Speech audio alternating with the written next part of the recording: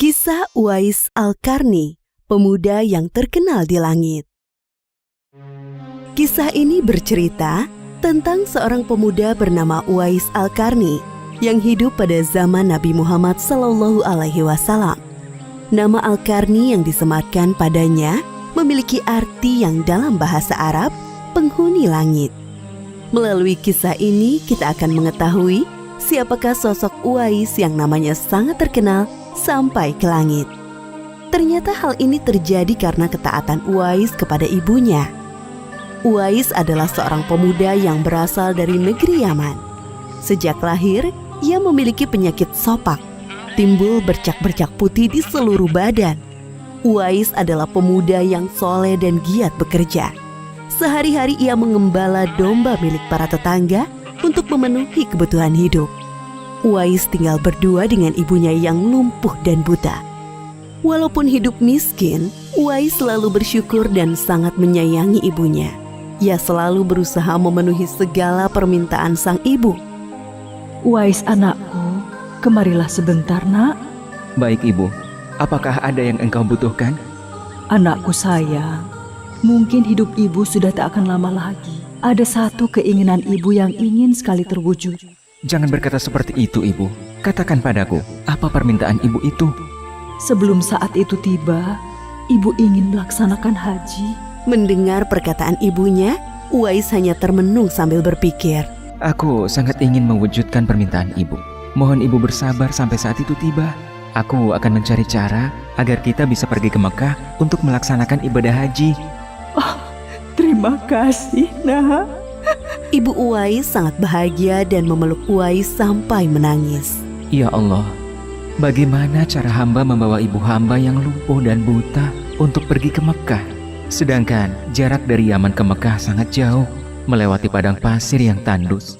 Biasanya orang-orang pergi ke sana menggunakan unta. Seekor domba pun aku tidak punya, apalagi unta. Uwais terus berpikir dan akhirnya menemukan suatu ide. Keesokan harinya, Uwais menemui pemilik domba dan membeli 1 ekor domba untuk dipelihara. Namun uangnya hanya cukup untuk membeli 1 ekor anak domba yang kecil. Setiap hari Uwais menggendong anak domba itu naik turun bukit. Orang-orang yang lewat tertawa melihat tingkah Uwais. Hei, coba lihat Uwais itu. Apa yang dilakukannya dengan anak domba itu? Dasar orang aneh. Uwais gila, Uwais sudah gila.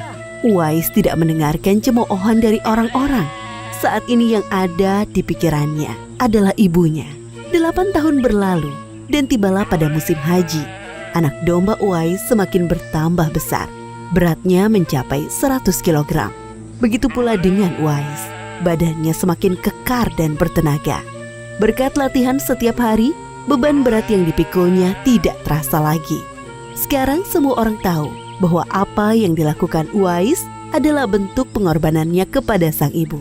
Uwais menggendong ibunya sambil berjalan kaki dari Yaman menuju Mekah. Subhanallah, alangkah besar cinta Uwais kepada ibunya itu. Sesampai di Mekah, Uwais tetap menggendong ibunya untuk bertawaf di Ka'bah. Di hadapan Ka'bah, ibu dan anak itu berdoa.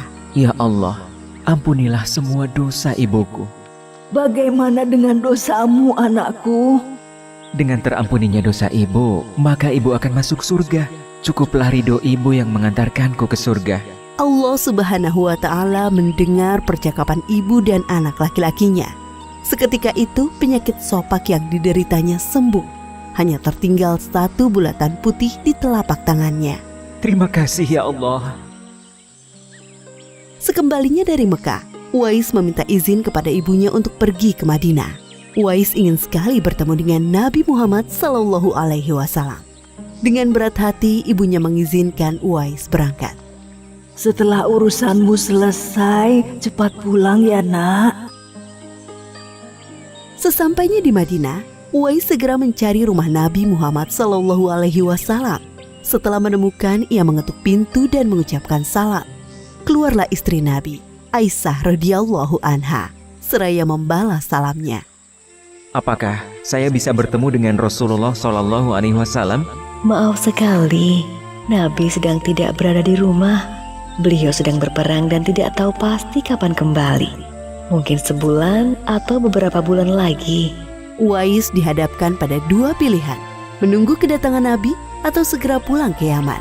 Bayangan sang ibu yang tua muncul di benaknya. Baiklah kalau begitu, saya pamit. Ada seorang ibu yang tidak bisa saya tinggal lama-lama di rumah. Sampaikan salam saya kepada Rasulullah SAW jika beliau sudah kembali dari perang. Terima kasih. Uwais kembali ke Yaman dengan perasaan haru dan sedih. Di satu sisi Uwais sangat ingin bertemu dengan Nabi Muhammad SAW. Namun di sisi lain, ia sangat mengkhawatirkan kondisi ibunya. Akhirnya ia memilih untuk segera pulang ke Yaman. Peperangan telah usai dan Nabi Muhammad SAW pulang ke Madinah. Aisyah radhiyallahu anha menceritakan perihal pemuda yang mencari beliau. Nabi mengatakan bahwa Uwais adalah pemuda yang sangat taat kepada ibunya. Karena ketaatan kepada ibunya itu, nama Uwais sangat terkenal di kalangan penduduk langit. Seperti yang tersebut dalam hadis Sahih Muslim Syarah An-Nawawi nomor 2542, dikatakan bahwa sebaik-baiknya tabi'in adalah Uwais Al-Qarni. Saat Nabi Muhammad SAW berbincang-bincang dengan Umar bin Khattab dan Ali bin Abi Thalib, beliau menceritakan tentang sosok Uwais. Apabila kalian bertemu dengan Uwais, mintalah doa dan istighfar kepadanya. Dia adalah penghuni langit. Perhatikan di telapak tangannya ada tanda berwarna putih. Dulu sejak lahir ia menderita penyakit sopak.